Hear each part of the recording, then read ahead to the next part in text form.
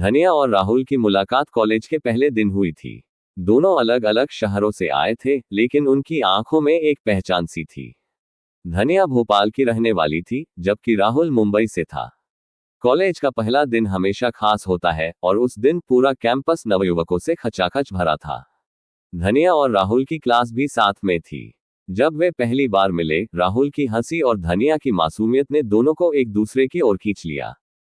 पहले कुछ हफ्ते केवल पढ़ाई, पेशेवर बातें और सामान्य दोस्तों की तरह गुजरे, लेकिन धीरे धीरे उनके बीच की दीवारें गिरने लगीं। कॉलेज के प्रोजेक्ट्स में काम करते हुए वे दोनों अक्सर लाइब्रेरी में एक दूसरे से मिलते। कैफेटेरिया में चाय की चुस्कियां लेते हुए उन्होंने विभिन्न विषयों पर लंबी बातचीत की, जिससे उनके दिल की धड़कनें तेज हो जाती थीं। अपनों के लिए सबसे अच्छे उपहार। धनिया और राहुल की मुलाकात कॉलेज के पहले दिन हुई थी। दोनों अलग अलग शहरों से आए थे, लेकिन उनकी आंखों में एक पहचान सी थी। धनिया भोपाल की रहने वाली थी, जबकि राहुल मुंबई से था। कॉलेज का पहला दिन हमेशा खास होता है, और उस दिन पूरा कैंपस नवयुवकों से खचाखच भरा था। धनिया और राहुल की क्लास भी साथ में थी। जब वे पहली बार मिले, राहुल की हंसी और धनिया की मासूमियत ने दोनों को एक दूसरे की ओर खींच लिया।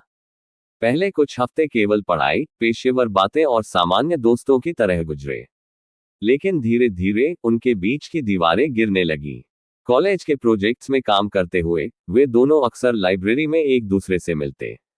कैफेटेरिया में चाय की चुस्कियां लेते हुए उन्होंने विभिन्न विषयों पर लंबी बातचीत की, जिससे उनके दिल की धड़कनें तेज हो जाती थीं।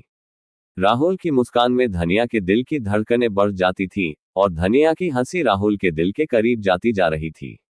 धीरे धीरे उनके बीच का ये दोस्ताना कुछ और बनता जा रहा था।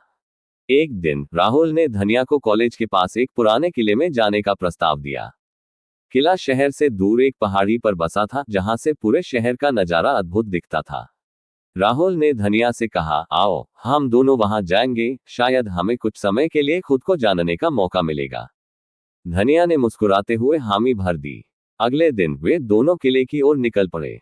वहां की ठंडी हवा और खूबसूरत नजारे उन्हें और करीब ले आए।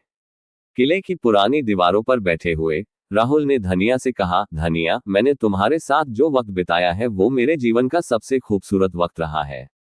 क्या तुम मेरे साथ पूरी जिंदगी बिताने के लिए तैयार हो? ये भी पढ़े, प्रेमी का धोखा, अनकही गर्भावस्था की कथा।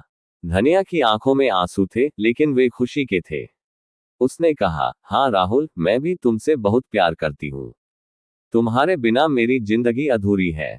उनके प्यार की कहानी पूरे कॉलेज में फेमस हो गई। सब उन्हें आदर्श मानते थे। एक दूसरे की साझेदारी और समर्पण ने उन्हें और मजबूत बना दिया।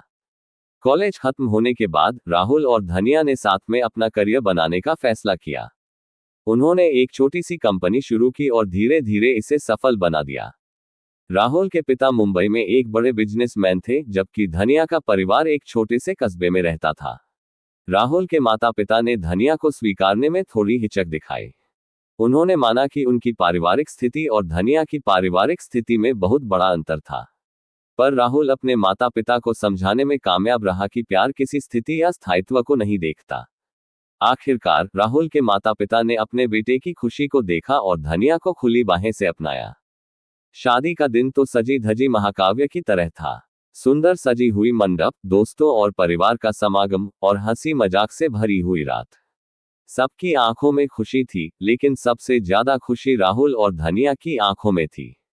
उनकी शादी का दिन पूरे शहर में चर्चा का विषय बन गया। राहुल और धनिया का प्यार सच्चा और अनंत था, और उनकी कहानी ने यह साबित कर दिया कि प्यार में कोई बाधा नहीं होती। शादी के बाद दोनों ने अपने अपने करियर को नए आयाम दिए। राहुल ने एक बड़ी मल्टीनेशनल कंपनी में शीर्ष पद हासिल किया, जबकि धनिया ने अपनी खुद की डिजाइनिंग कंपनी खोली। वे दोनों अपने जीवन में जितने भी उतार चढ़ाव आए, उन सभी से मिलकर सामना किया, और हर दिन उनका प्यार और गहरा होता गया। ये भी पढ़े, अनकहे लफ्ज। बिजनेस और पारिवारिक जिम्मेदारियों के बीच भी उन्होंने कभी अपने प्यार को कम नहीं होने दिया। राहुल जब ऑफिस से थके